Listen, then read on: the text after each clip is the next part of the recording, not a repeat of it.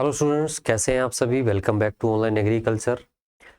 Students, आज की class में हम लोग डिस्कस करेंगे ट्रू पोटैटो सीड जो टॉपिक है इसके बारे में। छोटा सा लेक्चर है लेकिन काफ़ी इम्पोर्टेंट लेक्चर है। कई बार इस चैप्टर से, इस टॉपिक से क्वेश्चन जो है वो आपसे एग्जाम में पूछ लिए जाते हैं।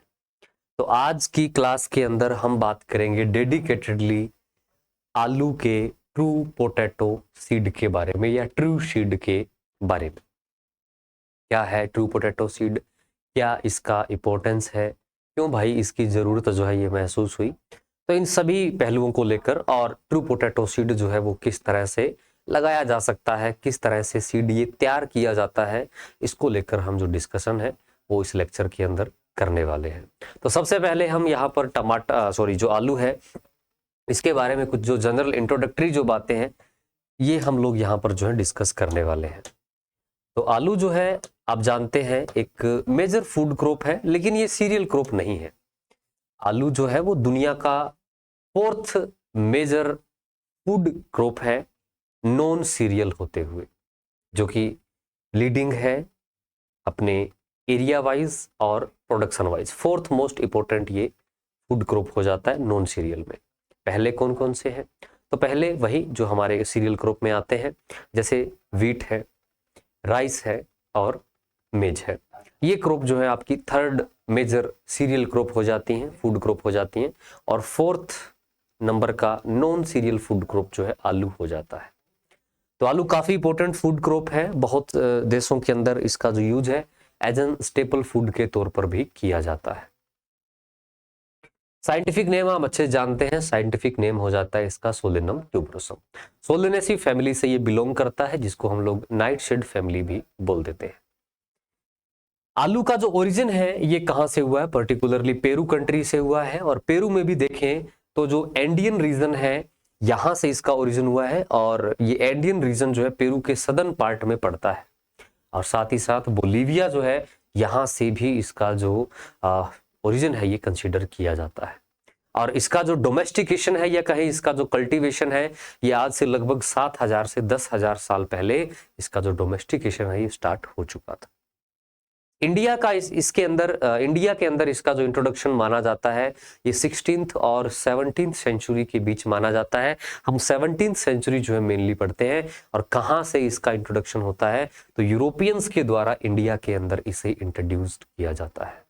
वैसे तो हम पूरा सीक्वेंस ही, क्रोनोलॉजिकल ऑर्डर ही देखने वाले हैं कि कहाँ से कहाँ और फिर इंडिया कैसे पहुंचा।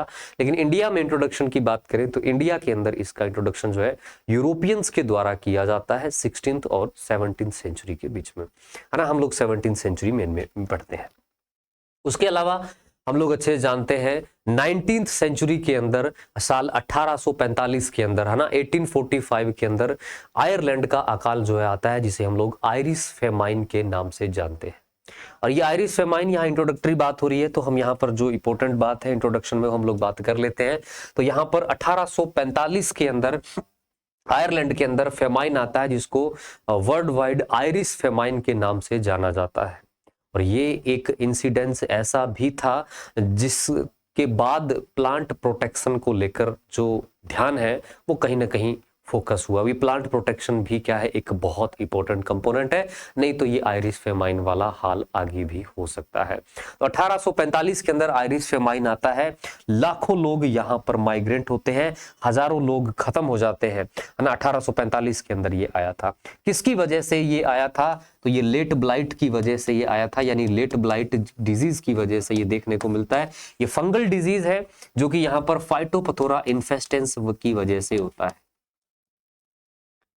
फाइटोपथोरा इन्फेस्टेंस नामक जो फंगस है, इस फंगस की वजह से ये लेट ब्लाइट जो है कोज होता है और 1845 के अंदर आयरिश फेमाइन का कारण बनता है।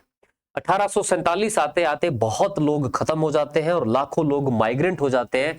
तो उस 1847 को डिपिक्ट करने के लिए ब्लैक 47 भी बोला जाता है। तो ब्लैक 47 भी कौन से डिजीज से रिलेटेड है? तो पोटैटो के लेट ब्लाइट से ही रिलेटेड है। पछेती झुलसा इसको हिंदी में बोला जाता है। फंगल डिजीज है, फाइटोपथोरा इन्फेस्टेंस फंगस की वजह से देखने को मिल जाता है। अब हम कुछ टेक्सोनोमी और मॉर्फोलॉजी को लेकर बात करें तो जो आलू है ये सोलेनेसी फैमिली से बिलोंग करता है। और आलू के अंदर अगर हम बॉटनी में देखें, एडिबल पार्ट की बात करें तो आलू का जो एडिबल पार्ट है ये ट्यूबर रहता है। ट्यूबर आप अच्छे से जानते हैं, ये स्टेम का भी मॉडिफिकेशन होता है और रूट का भी मॉडिफिकेशन होता है, और आलू जो है ये स्टेम का मॉडिफिकेशन जो है ये हमें देखने को मिलता है। आलू जो है स्टेम का मॉडिफिकेशन हमें देखने को मिल जाता है। अब जो स्पीसीज कमर्शियली सबसे ज्यादा लगाई जाती हैं, डोमेस्टिकेट की जाती हैं, वो स्पीसीज जैसे सोलेनम ट्यूबरोसम है, सब स्पीसीज ट्यूबरोसम, और दूसरा स्पीसीज जो है यहाँ पर सोलेनम ट्यूबरोसम का सब स्पीसीज है यहाँ पर एंडीजेना। ये दो स्पीसीज जो है या दो फॉर्म ऑफ पोटैटो जो है यहाँ पर वर्ल्ड वाइड सबसे ज्यादा कल्टीवेट जो है यहाँ पर की जाती है।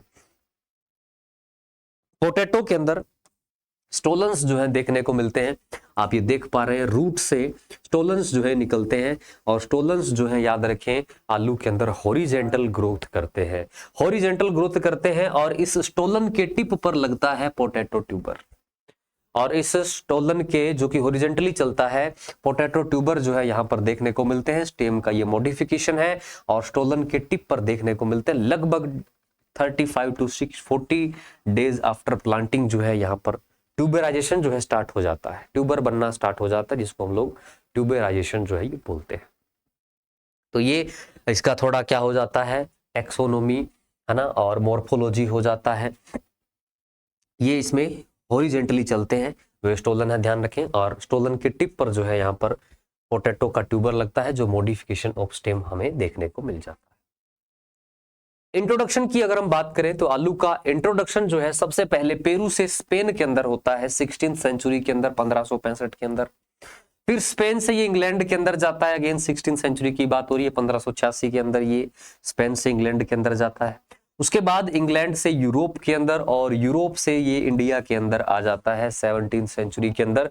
तो इंडिया के अंदर जो इंट्रोडक्शन हुआ, जैसे जो टमाटर हम पढ़ते हैं, टमाटर का भी ओरिजिन साउथ अमेरिका से ही हुआ है, उसका ओरिजिन जो है वो वहीं से ही है ना। इंट्रोडक्शन कहां से है, इंट्रोडक्शन इंग्लैंड से, इंग्लैंड वाले लेकर आए थे हमारे यहाँ। ऐसे ही आलू है ओरिजिनेटेड यहाँ साउथ अमेरिका पेरू का है, अब पोर्चुगीज नहीं लेकर आए, इसे हम बहुत सारी फसलें पढ़ लेते हैं ना, पोर्चुगीज लेकर आए, तो आलू टमाटर ये पोर्चुगीज नहीं लेकर आए थे, ये हमारे पास यूरोप से आया था, है ना। ये हमारे पास यूरोप से जो है इंडिया के अंदर आलू का इंट्रोडक्शन जो है ये हमें यहाँ पर देखने को मिल जाता है। बोटनी में देखें तो आलू का मेनली जो यहाँ पर प्रोपोगेशन किया जाता है ये एसेक्सुअली किया जाता है, जिसको हम लोग वेजिटेटिव प्रोपोगेशन भी बोल देते हैं। ट्यूबर से ही होता है, स्टेम ट्यूबर भी हम लोग उसे बोल देते हैं, या इसको क्या बोल दिया जाता है, पोटैटो सीड भी बोल दिया जाता है। क्या बोल देते हैं, पोटैटो सीड भी बोल दिया जाता है, या सीड पोटैटो हम इसे बोल देते हैं, है ना। सीड पोटैटो यानी जो ट्यूबर काम में लिया जा रहा है वही क्या है, इसका सीड है। वेजिटेटिवली ज्यादा मेनली इसका प्रोपोगेशन जो है वो किया जाता है, एसेक्सुअली करते हैं, वेजिटेटिवली इसका यूज किया जाता है। अब इसके भी अपना इंपॉर्टेंस है ना। ये हम सेक्सुअल प्रोपोगेशन के अंदर या एसेक्सुअल प्रोपोगेशन के अंदर पढ़ ही चुके हैं कि एसेक्सुअल प्रोपोगेशन के क्या आपके इंपॉर्टेंस है और जो सेक्सुअल प्रोपोगेशन है इसके क्या इंपॉर्टेंस है। आगे भी आएंगे हम लोग दोनों को कंपेयर करते हुए पढ़ेंगे। ट्रू पोटैटो सीड टॉपिक है अपना, तो उसमें हम लोग कंपेयर करते हुए यहाँ पर साथ में डिस्कस करेंगे, ठीक है। लीव्स की बात करें तो लीव्स अल्टरनेट फॉर्म में देखने को मिलती है और कंपाउंड फॉर्म में हमें देखने को मिलती है। अल्टरनेट फॉर्म और कंपाउंड फॉर्म में हमें इसका जो लीफ है ये हमें देखने को मिलता है। रूट एडवांसियस टाइप का रूट हमें देखने को मिलता है, जो कि यहां पर जो है बेस से स्प्राउट की ओर जो है बढ़ता है ना, बेस से स्प्राउट की ओर जो है यहां पर ये बढ़ता है। उसके बाद अगर हम रूट ग्रोथ की बात करें तो रूट ग्रोथ जो है यहां पर हमें 20 to 25 सेंटीमीटर तक का डेप्थ में जो है रूट जो है ये हमें देखने को मिल जाता है। रूट डेप्थ जो है ये 20 to 25 सेंटीमीटर तक देखने को मिल जाता है। उसके बाद अगर हम फ्लावर की बात करें तो फ्लावर जो है यहाँ पर इसके टर्मिनल क्लस्टर प्रकार के हमें देखने को मिलते हैं, टर्मिनल क्लस्टर टाइप के देखने को मिलते हैं, जिसमें 5 स्टेमन होते हैं, 2 सेल्ड पिस्टिल देखने को मिलते हैं, इसमें 5 सेपल और 5 पेटल्स देखने को हमें मिल जाते हैं। ये बोटनी के लिए थोड़ा पार्ट है, ये थोड़ा हमें ध्यान में रखना है। जब हम ट्रू पोटैटो सीड के बारे में बात कर रहे हैं, बोटनी ही है आलू का ट्रू पोटैटो सीड, तो हमें थोड़ा सा बोटनी के बारे में भी देखना है। अब आलू का जो प्रोपोगेशन है वो कौन कौन से मेथड से किया जा सकता है उसको लेकर हम बात करते हैं। तो आलू का जो मेनली प्रोपोगेशन किया जाता है, कन्वेंशनली जो प्रोपोगेशन किया जाता है, वो तो यहां पर सीड ट्यूबर से ही किया जाता है। अब ये सीड ट्यूबर का है, सीड ट्यूबर यानी जो ट्यूबर सीड के लिए काम में लिया जा रहा है। और सीड क्या है? एग्रोनॉमी के अंदर सीड क्या पढ़ते हैं? कोई भी प्लांट स्ट्रक्चर जिससे हम लोग प्लांट का मल्टीप्लिकेशन कर सकते हैं, वो सीड है, सिंपल सी बात है। तो सीड के तौर पे हम यहां पर ट्यूबर यूज कर रहे हैं, तो इसको क्या बोल दिया जाता है? Seed tuber. ये सेक्सुअल पार्ट है। तो सीड ट्यूबर का कन्वेंशनली प्रोपोगेशन जो है वो किया जाता है, इसी का ही मेनली यूज करते हैं। उसके बाद हम लोग टिश्यू कल्चर से भी पोटैटो का जो प्रोपोगेशन है वो हम लोग करते हैं। उसके अलावा जो प्रोपोगेशन है वो ट्रू पोटैटो सीड से भी हमें देखने को मिलता है। ये ट्रू पोटैटो सीड क्या है हम लोग बात करेंगे, ठीक है। तो ये यहाँ पर प्रोपोगेशन मेथड्स हमने अभी एनलिस्ट किए हैं कि इनका जो प्रोपोगेशन है किससे किया जा सकता है। अगर हम यहाँ सीड पोटैटो या इसे सीड ट्यूबर बोल दीजिए ना, सीड पोटैटो या फिर इसे क्या है सीड ट्यूबर बोल दीजिए। जब हम इससे प्रोपोगेशन करते हैं तो हमें किन किन बातों का ध्यान रखना है, उसको लेकर यहाँ पर कुछ इंपॉर्टेंट बातें एनलिस्ट की गई हैं। वैसे तो हम लोग नॉर्मली पढ़ते हैं ट्रू पोटैटो सीड टॉपिक है, लेकिन हम एक प्रीफेस बना के अच्छे से पढ़ेंगे। तो सीड पोटैटो कह दीजिए या फिर सीड ट्यूबर बोल दीजिए। यहाँ पर जो पोटैटो के जो ट्यूबर है, इन्हीं का यूज जो है वो यहाँ पर प्रोपोगेशन के लिए किया जाता है। ईच एंड एवरी जो आपका पोटैटो का जो ट्यूबर है, इसका जो वेट होना चाहिए ये 30 to 40 ग्राम का जो है ये होना चाहिए। ये जो सीड ट्यूबर है या जो सीड पोटैटो है, ये किसी भी डिजीज से मुक्त होना चाहिए, यानी जो ट्यूबर है वो फ्री फ्रॉम डिजीज होना चाहिए। उसके अलावा ऐसे एरिया से हमें सीड ट्यूबर का सिलेक्शन नहीं करना है जहां पर पोटैटो का वार्ट डिजीज हो या फिर सिस्ट नेमेटोड जैसी समस्या हो या फिर कोई अनदर किसी रीजन में इंपॉर्टेंट क्वारंटाइन डिजीज हो सकता है। उन रीजन से हमें सीड पोटैटो का सिलेक्शन जो है वो नहीं करना है, हमें अवॉइड करना है इस तरह के प्रोपोगेटिंग मटेरियल को। उसके अलावा जो सीड है या कहें जो ट्यूबर है, वो यहाँ पर सोइल और ट्यूबर बोर्न डिजीज से क्या होना चाहिए? बिल्कुल फ्री होना चाहिए या फिर परमिशेबल लिमिट के अंदर होना चाहिए, या फिर परमिशेबल लिमिट के अंदर होना चाहिए। प्रॉपर उसका जो फिजियोलॉजिकल एज है वो उसने गेन किया हुआ होना चाहिए, यानी एक स्पेसिफिक डाया, एक स्पेसिफिक लेंथ जो है उस सीड ट्यूबर का होना चाहिए। और वेट की बात करें तो वेट कितना होना चाहिए? 30 to 40 ग्राम जो वेट है यहाँ पर सीड पोटैटो या सीड ट्यूबर का होना चाहिए। अब नॉर्मली हम लोग इससे प्रोपोगेशन करते हैं, लेकिन जब हम लोग सीड ट्यूबर का यूज प्रोपोगेशन के लिए करते हैं तो इसमें लिमिटेशन क्या है ना, दिक्कत क्या है, समस्या क्या है कन्वेंशनल पोटैटो प्रोपोगेशन के अंदर। अगर हम ये देखें तो देखो लो रेट ऑफ मल्टीप्लिकेशन हमें देखने को मिलता है। अगर हम पोटैटो ट्यूबर का यूज करते हुए प्रोपोगेशन करते हैं तो लो रेट ऑफ मल्टीप्लिकेशन हमें देखने को मिलता है। उसके अलावा हमें ज्यादा नंबर ऑफ डिजीज फ्री प्रोपोगुल्स की नीड रहेगी। अब ये वेजिटेटिव पार्ट है, ट्यूबर जो वेजिटेटिव पार्ट है, और इस वेजिटेटिव पार्ट में चांसेस है कि डिजीज का जो इन्फेस्टेशन है ज्यादा से ज्यादा देखने को मिलेगा। सीड के कंपैरेटिवली वेजिटेटिव पार्ट में जो डिजीज इन्फेस्टेशन है ज्यादा होता है। तो हमें ज्यादा रिक्वायरमेंट इस तरह के सीड प्रोपोग्यूल की रहेगी जो डिजीज फ्री हो। याद रखें प्रोपोग्यूल का मतलब यहां पर वो स्ट्रक्चर होती है जिससे प्रोपोगेशन किया जा सकता है। वैसे देखें तो प्रोपोग्यूल का मतलब वैसे तो ट्रू सीड ही होगा जो फर्टिलाइजेशन से बना है, लेकिन हम प्रोपोग्यूल जो सेक्सुअल जो आपकी प्रोपेगेटिंग स्ट्रक्चर है उसके लिए प्रोपोग्यूल शब्द का यूज जो है कर सकते हैं। ठीक है, तो हमें लार्ज नंबर ऑफ जो डिजीज फ्री मटेरियल है इसकी रिक्वायरमेंट जो है ये रहने वाली है। उसके अलावा progressive accumulation of degenerative viral disease, हमें ये भी एश्योर करना है कि इसमें वायरल डिजीज जो है ये बहुत ज्यादा नहीं फैल रहे हो। जो प्रोपोगेटिंग मटेरियल है यानी वेजिटेटिव से कर रहे हैं तो डिजीज क्या है ज्यादा फैल रहे हैं। उसके अलावा हाई स्टोरेज और ट्रांसपोर्टेशन जो कॉस्ट है वो यहाँ पर ज्यादा लगे जा रहा है, क्योंकि सीड मटेरियल जो है वो हमारा वेजिटेटिव है तो उसको खरीदने में ज्यादा जो खर्चा है वो भी लगने वाला है। कंपेयर करेंगे हम, है ना, कंपेयर करेंगे। उसके अलावा स्टोरेज अगर करना है सीड को तो वहां पर भी कॉस्ट ज्यादा लगने वाला है, और अगर ट्रांसपोर्ट भी करने वाले हैं तो भी अगेन जो खर्चा है, जो इनपुट कॉस्ट है ये हमारा क्या रहने वाला है, ज्यादा रहने वाला है। और कभी कभार तो यहाँ पर ये हाई कॉस्ट रह सकता है, जैसे टोटल प्रोडक्शन कॉस्ट है इसका 50% भी रह सकता है, अप्रोक्सीमेट है ये, है ना। उसका मैक्सिमम बताया गया कि 50% तक भी रह सकता है। तो ये कितना ज्यादा यहाँ पर इनिशियल कॉस्ट जो है वो कैरी कर रहा है। है ना, इनिशियल कॉस्ट जो है बहुत ज्यादा आ रही है। उसके अलावा ये भी तो चांसेस है ना कि उसका फिजियोलॉजिकली डिजेनरेशन होना शुरू हो जाए, क्योंकि फिजियोलॉजिकल पार्ट है और फिजियोलॉजिकल पार्ट जल्दी डिजेनरेट हो जाता है एज कंपेयर टू सीड। जो बीज है उसके कंपैरेटिवली जो वेजिटेटिव पार्ट है वो डिजेनरेट हो सकता है या खत्म हो सकता है, जीर्ण हो सकता है, या हो सकता है उसकी वायबिलिटी लूज हो जाए, ऐसा भी हो सकता है। तो ये यहां पर कुछ लिमिटेशंस जो है ये हमें देखने को मिलती है अगर हम लोग कन्वेंशनल पोटैटो कल्टीवेशन करते हैं through the seed tuber. Then what is true potato seed? जब कन्वेंशनल ठीक नहीं है तो हमारे पास एक सिस्टम आता है, एक मेथड आता है जिसको हम लोग बोलते हैं ट्रू पोटैटो सीड, टीपीएस। क्या है ये टीपीएस? सबसे पहले तो सीड क्या है? फ्लावर के अंदर जो मैच्योर्ड फर्टिलाइज्ड जो ओव्यूल है इसी को क्या बोला जाता है? सीड बोला जाता है। आलू के अंदर ट्रू पोटैटो सीड क्यों बोलना पड़ा? क्योंकि हम लोग ये बात भूल ही गए कि आलू के अंदर भी बीज बनते हैं। कारण क्योंकि कन्वेंशनली बहुत लंबे टाइम से आलू का जो प्रोपोगेशन है वो यहां पर सीड ट्यूबर से ही किया जा रहा है। तो आलू का बीज मतलब आलू का ट्यूबर। तो साइंटिस्ट लोगों ने जब वास्तव में ट्रू सीड से या आलू के वास्तविक सीड से, रियल सीड से जब प्रोपोगेशन किया होगा तो लोगों को हो सकता है समझ नहीं आया होगा, तो नाम क्या पड़ गया? True potato seed. ये आलू का वास्तविक वाला बीज है ना, वास्तविक बीज है। तो ट्रू पोटैटो सीड ये नाम इस तरह से शायद आया होगा, ये हो सकता है क्योंकि हम लोग भूल गए हैं कि आलू का भी बीज से प्रोपोगेशन हम लोग करते हैं।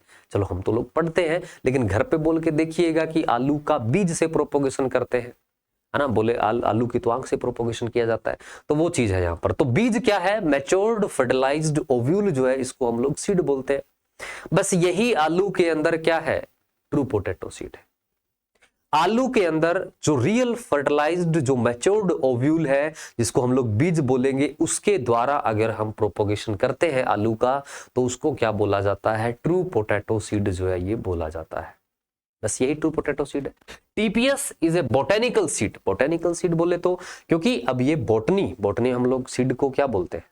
बोटनी में हम लोग सीड को बोलते हैं मैच्योर्ड फर्टिलाइज्ड ओव्यूल, परिपक्व निषेचित बीजांड बीज है। तो यही क्या है? बोटेनिकल सीड भी बोल सकते हैं। True potato seed, botanical seed, potato seed एक ही बात है ना।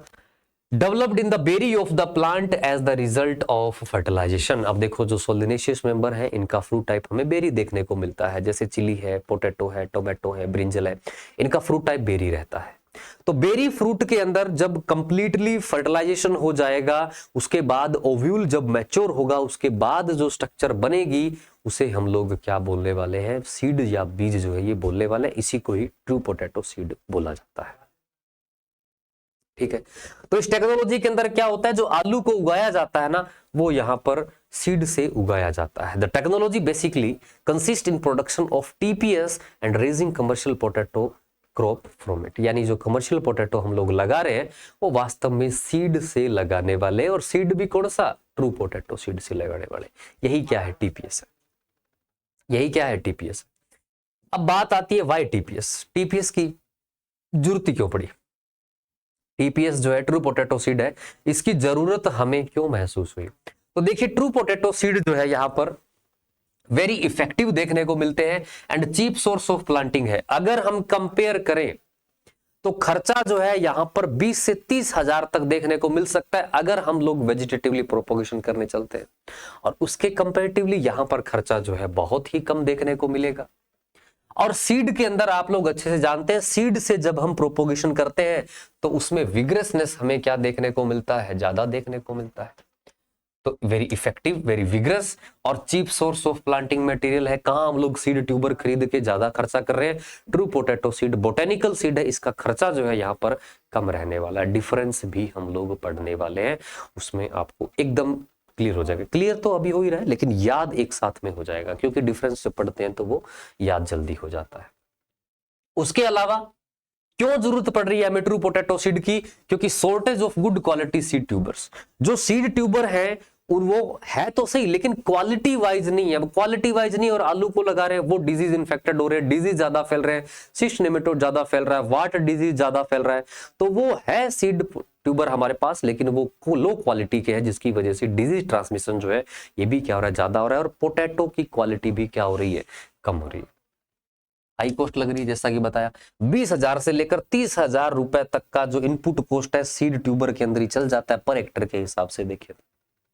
अब इतने सीड ट्यूबर अगर हम ट्रांसपोर्टेशन कर रहे हैं, टन के अंदर अपने पास ये प्लांटिंग मटेरियल हो जाता है अगर हम सीड ट्यूबर का यूज करते हैं, तो इतने टनों बीजों का सीड ट्यूबर का अगर हम ट्रांसपोर्टेशन कर रहे हैं तो ऐसे में ट्रांसपोर्टेशन प्रॉब्लम भी देखने को मिलेगी।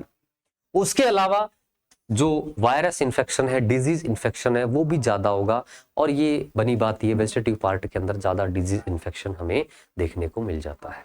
तो ये नीड है कि वाई ट्रू पोटैटो सीड की जरूरत क्यों महसूस हुई, ये सब कारण है कि ट्रू पोटैटो सीड की हमें जरूरत महसूस हुई। अब ये जो ट्रू पोटैटो सीड का जो कॉन्सेप्ट दिया जाता है ना, वो यहाँ पर इंडिया के अंदर दिया जाता है और ये अर्ली 50s के अंदर है ना, 1950 के शुरुआती सालों के अंदर ये दिया जाता है। और किसके द्वारा दिया जाता है? डॉक्टर एस रामानुजन के द्वारा दिया जाता है, जो कि CPRI central potato research institute के फाउंडिंग डायरेक्टर हो जाते हैं। CPRI कहाँ है आप अच्छे जानते हैं, central potato research institute, Kufri, Shimla, Himachal Pradesh के अंदर ये हो जाता है। और इसका जो एस्टेब्लिशमेंट ईयर है 1949। शुरू में तो ये पटना के अंदर जो है लोकेट किया गया था, उसके बाद इसे 55 के आसपास इसे जो है शिमला के अंदर रीलोकेट जो है कर दिया जाता है। इनिशियली बिहार के अंदर हुआ, अब ये हिमाचल प्रदेश के अंदर है, आप ये बात अच्छे से जानते हैं, ठीक है। उसके बाद हम लोग यहाँ पर आगे चलते हैं, इसके बारे में बात करते हैं ट्रू पोटैटो सीड के बारे में कि advantage of true potato seed. जो ट्रू पोटैटो सीड है, ये तो बेरी है, इसके अंदर ट्रू पोटैटो सीड है। जो ट्रू पोटैटो सीड है, इसके जो एडवांटेजेस है ये क्या देखने को मिलते हैं। अब एडवांटेजेस पढ़ने हैं तो हमें सीड ट्यूबर के साथ थोड़ा सा कंपेयर करना पड़ेगा। अभी तो थोड़ा सा ही कंपेयर कर रहे हैं, आगे हम पूरा डिफरेंस कर रहे हैं, बहुत बड़ा वाला ना।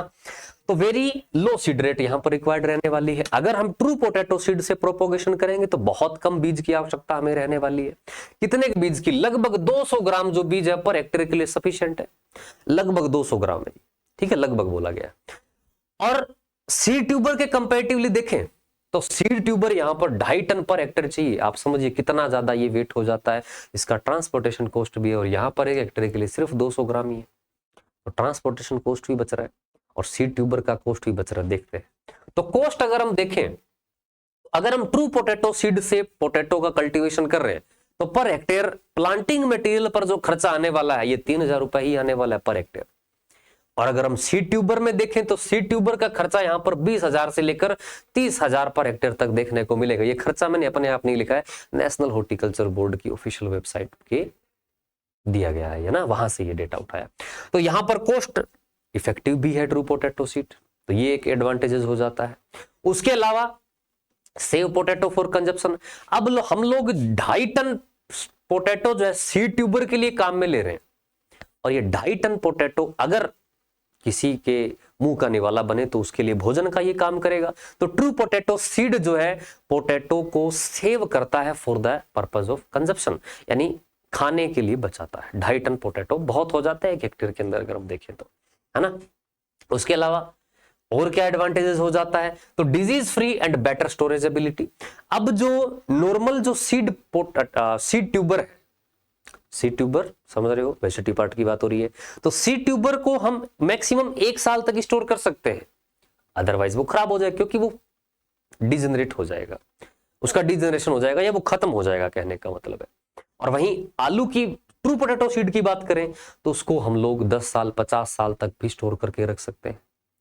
तो ट्रू पोटैटो सीड का ये एक और एक एडवांटेज हो जाता है कि जो सीड मटेरियल उसको हम लंबे टाइम तक स्टोर कर सकते हैं, और सीड जो है वो यहां पर हमें डिजीज फ्री भी देखने को मिलते हैं। क्योंकि डिजीज, देखो डिजीज तो होते हैं, ऐसी बात नहीं है कि डिजीज नहीं होगा, सीड जो आपके सीड बोर्न डिजीज है वो तो होते हैं, लेकिन एक हम देखें कि एक वेजिटेटिव पार्ट और एक सीड है, तो सीड से हमेशा ही डिजीज कम ट्रांसमिट होते हैं एज कंपेयर टू उसके वेजिटेटिव पार्ट से डिजीज ज्यादा फैलते हैं।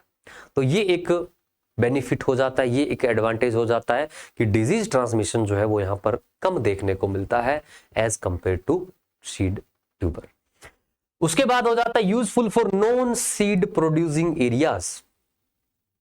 अब जहां पर ट्रू पोटैटो सीड नहीं हो रहे वहां पर हम ये ट्रू पोटैटो सीड जो है भेज सकते हैं और वहां पर रीजनरेशन किया जा सकता है। तो ट्रांसपोर्टेशन भी क्या रहेगा, इजी रहेगा। ट्रांसपोर्टेशन कॉस्ट भी क्या लगने वाला है, कम लगने वाला है। स्टोरेज कैपेसिटी भी क्या रहने वाला है, ज्यादा रहने वाला है। तो that's the advantages of true potato seed. ये ट्रू पोटैटो सीड के फायदे हो जाते हैं। अब बात आती है कि जो ट्रू पोटैटो सीड है उसे यूज करने के मेथड्स हमारे पास क्या है, भी उसे लगाया किस प्रकार से जाए। तो एनएचबी के अकॉर्डिंग दो मेथड्स जो है एनलिस्ट किए गए हैं। दो तरीके से हम लोग खेत के अंदर ट्रू पोटैटो सीड को लगा सकते हैं। एक हम लोग लगा सकते हैं सीडलिंग ट्रांसप्लांट, यानी नर्सरी के अंदर हम लोग ट्रू पोटैटो सीड को लगाएंगे। उसके बाद जो सीडलिंग है उसे हम लोग मेन फील्ड के अंदर ट्रांसप्लांट कर देंगे। तो सीडलिंग ट्रांसप्लांटिंग जो है किया जा सकता है। TPS raised in nursery and then transplanted in field. तो सीडलिंग हम लोग लगा सकते हैं। दूसरा है सीडलिंग से ट्यूबर बना दो नर्सरी के अंदर और उन ट्यूबर्स को आप लोग क्या कर दो, ट्रांसप्लांट कर दो। तो ये दूसरा मेथड है। TPS grown to maturity in nursery. True potato seed को उगने दिया जाएगा जब तक कि उसमें ट्यूबर जो है वो डेवलप न हो जाए। देन क्या किया जाएगा, small tubers used as a seed next season. Next season में ये जो ट्यूबर है इनका यूज जो है यहां पर सीड के तौर पे किया जाएगा। तो ये दो तरीके हो जाते हैं जिससे हम लोग क्या कर सकते हैं, जो ट्रू पोटैटो सीड है इनको हम लोग यूज कर सकते हैं। एक तो डायरेक्टली सीडलिंग को ट्रांसप्लांट करके, दूसरा सीडलिंग को मैच्योर करके ट्यूबर बना के उन ट्यूबर को नेक्स्ट सीजन वाली क्रॉप के लिए ट्रांसप्लांट करना। ये दो तरीके हमारे पास हो सकते हैं। अब ये एक यहां पर डिफरेंस जो है लिखा गया है कि जो सीड पोटैटो है, सीड पोटैटो बोले तो सीड ट्यूबर की बात हो रही है, और यहां पर ट्रू पोटैटो सीड है। क्या डिफरेंस है, देखो सीड पोटैटो या सीड ट्यूबर जो है वेजिटेटिव पार्ट है। अब वेजिटेटिव पार्ट है तो ये यहां पर क्लोन ही तो है पेरेंट का क्लोन है। तो सीड पोटैटो या सीड ट्यूबर क्लोन होते हैं जेनेटिकली। और ट्रू पोटैटो सीड की बात करें तो ये भाई बोटेनिकल सीड है। तो सीड्स आर जेनेटिकली यूनिक प्रोजेनिस, ये फर्टिलाइजेशन से बनी है तो यूनिक है अपने आप में। दूसरा देखें तो result are predictable and uniform, क्योंकि हम लोग प्रोपोगेशन वेजिटेटिव स्ट्रक्चर से कर रहे हैं तो हमें पता है जैसा यहां पर आपका पेरेंट रहने वाला है उसी तरह का प्रोजेनी जो है ये रहने वाला है। तो रिजल्ट हमारे पास प्रेडिक्टेबल है कि इस तरह का पिछली बार उत्पादन था, इस बार भी यही उत्पादन रहने वाला है, क्योंकि प्रोजेनीज क्या है, सेम है, और पेरेंट भी क्या उनके सेम है। तो यूनिफॉर्म और प्रेडिक्टेबल तरह का जो उत्पादन है, जो प्रोडक्शन है, ये हमारा रहने वाला है। और यहां पर अनप्रेडिक्टेबल है और डाइवर्स है, क्योंकि सीड से प्रोपोगेशन करेंगे तो डाइवर्सिटी जो है ये आने वाली है। तो डाइवर्सिटी आएगी तो ये अनप्रेडिक्टेबल है कि उत्पादन कितना हो। तो ये एक ट्रू पोटैटो सीड का जो डिफरेंस है ये हो जाता है। उसके अलावा सीड पोटैटो में देखें तो can be planted directly in the soil. Seed potato को सीधा हम खेत में लगा सकते हैं, और ट्रू पोटैटो सीड को नर्सरी में लगाइए, या तो सीडलिंग ट्रांसप्लांट कीजिए या वहां पर ट्यूबर तैयार करके ट्रांसप्लांट कीजिए। तो ये एक डिफरेंस हो जाता है। सीड ट्यूबर में है tubers can carry a lot of disease, बहुत सारे डिजीज लग सकते हैं। यहां पर लिमिटेड डिजीज देखने को मिलेंगे, यहां पर लिमिटेड डिजीज हमें ट्रू पोटैटो सीड के अंदर देखने को मिलेंगे। और सीड पोटैटो जो है ये लगभग साल तक ही चलता है। Tubers last about a year, यानी 1 साल तक चलेगा। और यहाँ true potato seed can last 50 years in the freezer. 50 साल तक भी इसका जो वायबिलिटी है ये मेंटेन किया जा सकता है कंट्रोल्ड कंडीशंस के अंदर। नेक्स्ट देखें तो सिलेक्शन इसमें लिमिटेड है, क्यों, क्योंकि सेम ही प्रोजेनीज है, डाइवर्सिटी नहीं आ रही है, और डाइवर्सिटी नहीं आएगी तो हम लोग सिलेक्शन सुपीरियर वैरायटी कैसे डेवलप करेंगे। लेकिन यहाँ सीड है, ट्रू सीड है, तो डाइवर्सिटी आएगी और हम यहाँ से सुपीरियर का सिलेक्शन करते चलेंगे। बेहतरीन चांसेस है ना, बेहतरीन वैरायटी जो है हम लोग यहाँ पर डेवलप कर सकते हैं। तो ये एक डिफरेंस है। दूसरा डिफरेंस अब तक जो हमने पढ़ा है उसको अगर हम यहाँ देखें तो यहाँ फीचर है टीपीएस के बारे में लिखा गया और सीड ट्यूबर के बारे में जितना पढ़ा है वो सारे का सारा एक तरीके से ओवरव्यू हो रहा है। टाइप देखें दोनों का, तो टीपीएस जो है ना ये बोटेनिकल टाइप है, सेक्सुअल स्ट्रक्चर है, और सीड ट्यूबर ये वेजिटेटिव पार्ट है टाइप में। सीड रेट यहां देखें तो अप्रोक्सीमेट 200 ग्राम पर हेक्टेयर सफिशिएंट रहने वाला है ट्रू पोटैटो सीड के अंदर, और यहाँ सीड ट्यूबर में 2.5 से 3 टन पर हेक्टेयर लगने वाला है। उसके बाद कॉस्ट देखें इस सीड रेट की या सीड की कॉस्ट देखें तो 3000 कॉस्ट रुपए जो है वो पर हेक्टेयर लगने वाला है अप्रोक्स। और यहां देखिए सीड ट्यूबर में तो 20,000 से लेकर 30,000 रुपए तक कॉस्ट जो है लगने वाला है पर हेक्टेयर। तो कॉस्ट भी यहां पर क्या है, ज्यादा है। डिजीज रिस्क अगर हम ट्रू पोटैटो सीड में देखें तो मोस्टली डिजीज फ्री होता है, भी कुछ एक डिजीज कैरी करता है, बाकी डिजीज फ्री देखने को मिलता है। और यहाँ seed tuber high risk of virus and pathogen transmission, ज्यादा डिजीज फैलने के चांसेस हमें यहाँ पर देखने को मिले। नेक्स्ट डिफरेंस देखें स्टोरेज एंड ट्रांसपोर्ट का, तो ट्रू पोटैटो सीड का स्टोरेज इजी है और ट्रांसपोर्ट जो है वो यहाँ पर इनएक्सपेंसिव है, ज्यादा महंगा नहीं है। और यहां देखें सीड ट्यूबर का स्टोरेज जो है बल्कि रहने वाला है और ट्रांसपोर्ट जो है वो यहाँ पर कॉस्टली रहने वाला है। तो ये एक डिफरेंस है, जितना भी पढ़ा है वो सारा इसमें हम डिफरेंस फॉर्म में। स्प्राउटिंग रिक्वायरमेंट, तो टीपीएस में या तो हम सीडलिंग करेंगे या सीडलिंग से ट्यूबर करेंगे सीधा। और यहां सीड ट्यूबर में वेल स्प्राउटेड ट्यूबर हमें चाहिए, वेल स्प्राउटेड ट्यूबर चाहिए, और बोले तो आलू के ऊपर आंख चाहिए हमें, एडवांसिस बड चाहिए, तभी क्या है संभव है प्रोपोगेशन होना। तो ये स्प्राउटिंग रिक्वायरमेंट है। उसके बाद है यहां पर प्लांटिंग मटेरियल फॉर्म, यानी किस तरह का देखने को मिलता है, फॉर्म कैसा है। तो ट्रू पोटैटो सीड ड्राई होते हैं, लाइट वेट होते हैं, प्रोपोगेशन बढ़िया कर सकते हैं। और वहां सीड ट्यूबर की बात करें हैवी होते हैं, पेरिशेबल होते हैं, है ना, हैवी होते हैं और पेरिशेबल होते हैं। आप देख सकते हैं साल चल रहा है, ये 50 साल चल रहा है। प्रिपरेशन, नर्सरी के अंदर इसे तैयार किया जाता है और ज्यादातर इसे क्या है प्रिपरेशन में सीड ट्यूबर में देखें तो इसे क्या है कट किया जाता है, इसे क्या है कट किया जाता है। टीपीएस की अवेलेबिलिटी की बात करें तो suitable for areas with poor seed access, यानी जहां पर ट्रू पोटैटो सीड नहीं है वहां पर हम लोग अवेलेबल इसे करा सकते हैं। और सीड ट्यूबर ऑफन अनअवेलेबल और एक्सपेंसिव इन रिमोट एरिया, जहां नहीं है वहां सीड ट्यूबर जो है काफी महंगे भी मिल सकते हैं। उसके अलावा यील्ड कंसिस्टेंसी, तो टीपीएस में वेरिएबल रह सकती है, थोड़ी केयर हमें देनी पड़ेगी। और वहीं सीड ट्यूबर में बात करें तो मोर यूनिफॉर्म यील्ड जो है देखने को मिलेगी। और ये वैसे वेजिटेटिव प्रोपोगेशन की खास बात है कि यील्ड हमें जो है ना वो यूनिफॉर्म देखने को मिलती है, प्रोडक्शन भी हमें जो है यूनिफॉर्म जो है यहाँ पर देखने को मिल जाता है। ठीक है, प्रोडक्शन जो है ये भी हमें यूनिफॉर्म देखने को मिल जाता है। तो ये ओवरव्यू वाला डिफरेंस है, क्योंकि हमने पूरा पढ़ लिया है टीपीएस को, बस मेथोडोलॉजी बच रही है, वो तो इसमें नहीं आएगी, लेकिन हम लोगों ने जितना पढ़ा है उसको हमने डिफरेंस फॉर्म में अच्छे से कर लिया। ये ओवरव्यू है, अच्छे से याद करने में भी आपको आसानी रहेगी। अब बात आ जाती है कि मेथोडोलॉजी जो है यहाँ पर टीपीएस के प्रोडक्शन की ये क्या रहने वाली है। ट्रू पोटैटो सीड को तैयार करने के जो मेथोडोलॉजी है, जो विधि है, वो क्या है। तो सबसे पहले हम लोग यहाँ पर जनकों का चयन करने वाले हैं, सिलेक्शन ऑफ पेरेंट करने वाले हैं, है ना, पेरेंट का सिलेक्शन करेंगे। अब जो यहाँ पर सोलेनम ट्यूबरोसम जो हमारे पास स्पीसीज है उसका यूज जो है यहाँ पर हम लोग एज एन फीमेल के तौर पर करते हैं, फीमेल पेरेंट के तौर पे इसका जो यूज है वो किया जाता है। तो इसमें इमास्कुलेशन किया जाएगा, इसका इमास्कुलेशन कर दिया जाता है। और वहीं सोलेनम एंडीजेना जो जाति है इसका जो यूज है यहाँ पर मेल पेरेंट के तौर पे किया जाता है। तो ये स्पीसीज है, ये दो हम पेरेंट लेते हैं, Solanum tuberosum as an female लिया जाता है इसमें, और सोलेनम एंडीजेना जो जाति है उसका यूज जो है यहाँ पर मेल के तौर पर किया जाता है। अब सुपीरियर कैरेक्टरिस्टिक्स यहाँ पर क्या होने चाहिए जो हम लोग पेरेंट ले रहे हैं, हाई यील्ड पोटेंशियल होना चाहिए, सिंपल सी बात है। उसके अलावा डिजीज रेजिस्टेंस भी होना चाहिए, ability to bloom short days, अब आलू लॉन्ग डे है तो शॉर्ट डे में भी बढ़िया होना चाहिए, है ना, शॉर्ट डे में बढ़िया होना चाहिए। ये मतलब ब्रीडिंग ऑब्जेक्टिव मानो अपने आप में। उसके अलावा set berries containing high number of bold seed, जो बेरीज है उसके अंदर नंबर ऑफ सीड क्या होने चाहिए, ज्यादा होने चाहिए। जो बेरीज है उसके अंदर नंबर ऑफ सीड भी क्या होने चाहिए, ज्यादा होनी चाहिए। उसके अलावा जो प्रोजेनीज है उसके अंदर जर्मिनेटिंग कैपेसिटी भी क्या होनी चाहिए, ज्यादा होनी चाहिए, और जर्मिनेशन परसेंटेज ज्यादा होना चाहिए, प्लस हाई यील्डिंग एबिलिटी जो है ये भी होना चाहिए। तो ये पेरेंट के सुटेबल कैरेक्टरिस्टिक्स हैं, जब हम सेलेक्ट करते हैं पेरेंट तो ये कैरेक्टरिस्टिक्स उनके अंदर डिजायरेबल कैरेक्टरिस्टिक्स ये होने चाहिए। तो इसमें हम सोलेनम ट्यूबरोसम और सोलेनम एंडेजिमा का सिलेक्शन जो है वो यहाँ पर करते हैं एज एन पेरेंट। नेक्स्ट यहां पर आ जाता है कि प्लांटिंग ऑफ हाइब्रिडाइजेशन ब्लॉक, हम लोग हाइब्रिडाइजेशन ब्लॉक बनाते हैं, उसमें हम लोग सोलेनम ट्यूबरोसम और सोलेनम एंडेजिना जो स्पीसीज है इसको ब्लॉक के अंदर जो है लगाया जाता है। अब इस ब्लॉक के अंदर जब हम लोग लगाते हैं तो उसमें स्पेसिंग जो है वो कितना रखा जाता है उसको लेकर यहाँ पर कुछ बातें लिखी गई है। जैसे plant the male block about a week before planting of female block.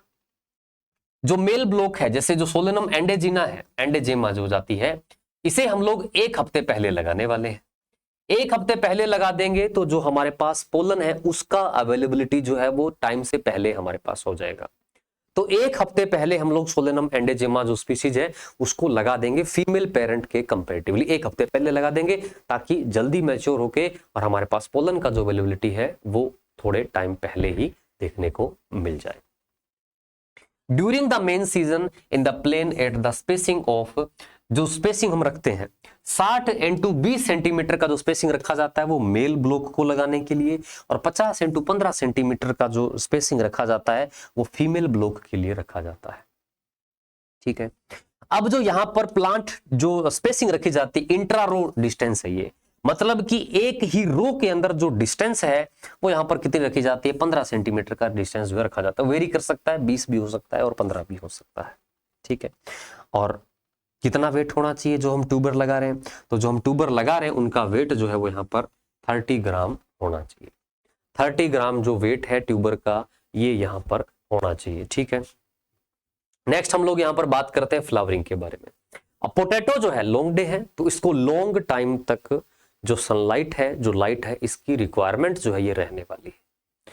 तो एनवायरमेंट कंडीशन पर ये डिपेंड करेगा कि फ्लावरिंग कैसे होगा, है ना। बाकी लॉन्ग डे ये हमें देखने को मिलता है। व्यवस्था भी करेंगे, आगे हम करने वाले हैं, जो आर्टिफिशियल लाइट है उसकी व्यवस्था भी हम लोग करने वाले हैं।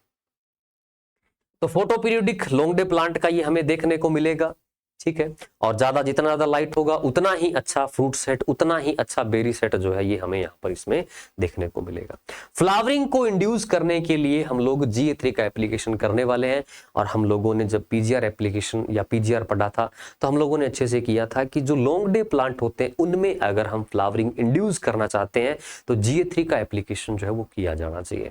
तो GA3 आलू के अंदर हम लोग छिड़केंगे, कितना यूज किया जाएगा, with the at the rate of 75 ppm, 75 ppm हम लोग ये जो GA3 छिड़कने वाले हैं, और ये GA3 लॉन्ग डे प्लांट के अंदर फ्लावरिंग इंड्यूस करने में हेल्पफुल रहने वाला है। और हम ये कब करने वाले हैं, तो 40 डेज आफ्टर प्लांटिंग, जब हमने ट्यूबर को लगा दिया उसके 40 दिन के बाद ये 75 ppm जो GA3 है इसका एप्लीकेशन करेंगे। ये 75 ppm GA3 जो है वो यहाँ पर जो फ्लावर इंडक्शन है इसमें हेल्प जो है यहाँ पर ये करने वाला है।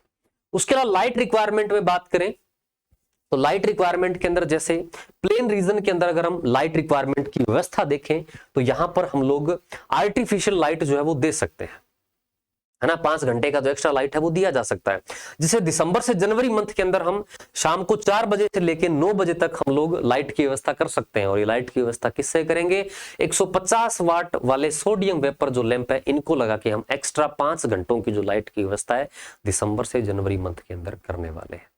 दिसंबर से जनवरी मंथ के अंदर जो ये एक्स्ट्रा लाइट की जो व्यवस्था है ये हम करने वाले हैं। और यहाँ पर अगर देखा जाए कि पर 100 स्क्वायर मीटर जो आपका एरिया है उसके लिए कितने बल्ब की आवश्यकता रहने वाली है, तो एक सोडियम बल्ब की आवश्यकता जो है ये रहने वाली है पर 100 स्क्वायर मीटर एरिया के लिए। एक बल्ब सफिशिएंट है एक्स्ट्रा 5 घंटे लाइट देने के लिए in the month of December से जनवरी, है ना। तो ये लाइट रिक्वायरमेंट जो है रहने वाली है। लाइट रिक्वायरमेंट अच्छी होगी, अच्छी फ्लावरिंग जो है यहाँ पर हमें देखने को मिलेगी। तो अब हम लोग करेंगे क्या, पोलिनेशन। क्या किया जाएगा, पोलिनेशन जो है ये किया जाएगा। अब पोलिनेशन के लिए हम लोग क्या करने वाले हैं, इमास्कुलेशन तो करने वाले हैं। Genetical tools used for hybrid TPS production, यानी जेनेटिकल टूल हम लोग क्या यूज करने वाले हैं, तो इसमें इमास्कुलेशन जो है किया जाएगा या केमिकल इमास्कुलेशन जो है ये किया जाएगा। इन दोनों में सबसे ज्यादा किसका यूज किया जाएगा, तो हम लोग इसके अंदर हैंड इमास्कुलेशन का जो यूज है वो यहां पर करने वाले हैं। हैंड इमास्कुलेशन का यूज करेंगे और यहां पर इसमें पोलिनेशन जो है करवाया जाएगा। किसका होगा इमास्कुलेशन, तो फीमेल किसका रखना है, सोलेनम ट्यूबरोसम का, तो उसका मेल हमें क्या कर देना है, कट कर देना है, तो उसका इमास्कुलेशन किया जाएगा।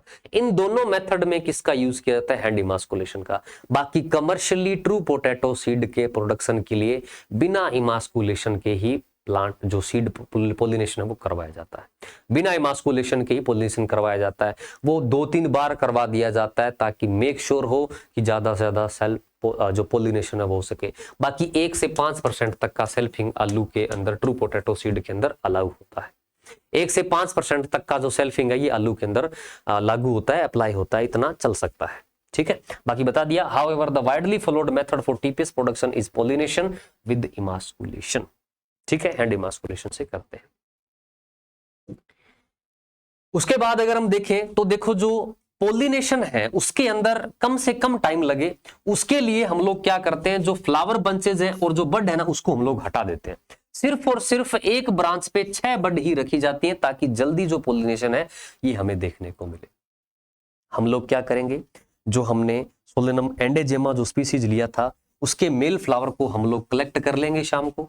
उसके बाद उसे ओवरनाइट स्टोर किया जाएगा, है ना, रूम टेम्परेचर पे स्टोर किया जाएगा ताकि हाईएस्ट रिकवरी जो है पोलन की हमें सोलेनम एंडोजेमा की जो एंडेजेमा जो स्पीसीज है इसका हाईएस्ट पोलन रिकवरी जो है ये हमें देखने को मिले। तो हम लोग पोलन को क्या कर लेंगे, वहां से कलेक्ट कर लेंगे, है ना, मेल फ्लावर को क्या कर लिया जाएगा, कलेक्ट कर लिया जाएगा और ओवरनाइट रूम टेम्परेचर पे रखा जाएगा ताकि हायर पोलन रिकवरी जो है ये हमें देखने को मिले। अब जैसा कि बताया, जो मैंने बात बोली थी क्या कि बिना इमास्कुलेशन के हम लोग करते हैं। अब ये 2 से 3 बार कर दिया जाता है 8 घंटों के इंटरवल के अंदर, है ना, 8 घंटों के इंटरवल में 2 से 3 बार कर दिया जाता है। In commercial seed production programme pollination is done 2 to 3 time at a interval of 8 hours without emasculation to save the time. क्योंकि इमास्कुलेशन आप जानते हैं एक लेबोरियस काम है और हैंड इमास्कुलेशन हम इसमें करते हैं तो एक लेबोरियस काम है, टाइम बचे, है ना, और पोलिनेशन हो जाए ज्यादा से ज्यादा तो एक बार नहीं, चलो 2 से 3 बार कर दो, है ना, लेकिन इमास्कुलेशन का समय बच जाएगा वो, तो 2 से 3 बार इसमें पोलिनेशन करवा दिया जाता है और ये 8 घंटों के बीच में करवा दिया जाता है। और बाकी जैसा कि बताया आलू के अंदर 1 से 5% तक का जो सेल्फिंग है वो यहाँ पर अलाउ होता है, 1 से 5% तक का सेल्फिंग जो है आलू में चल सकता है।